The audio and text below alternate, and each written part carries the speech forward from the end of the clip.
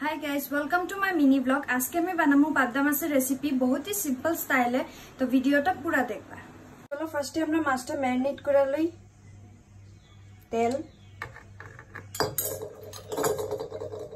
লবণ আর হলদি।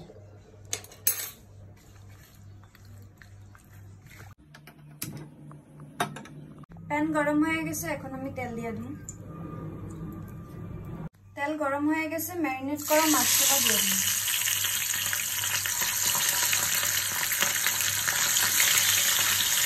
মাছগুলো ফ্রাই হয়ে গেছে, এখন আমি নামাই নিই।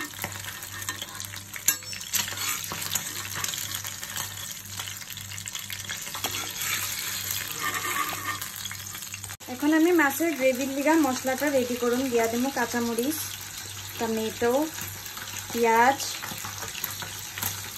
আদা রসুন।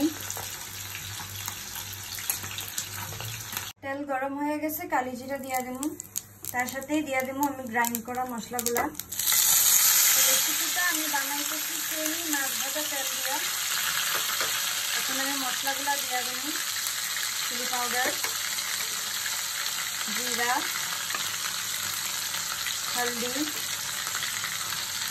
আর লবণ। এখন মশলাগুলো ভালো মতন ফ্রাই করে নেব।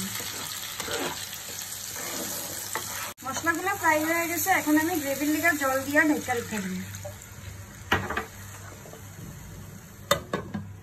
গ্রেভিটা বয়েল হয়ে গেছে, এখন আমি ফ্রাই করা মাছগুলো দিয়ে দেব।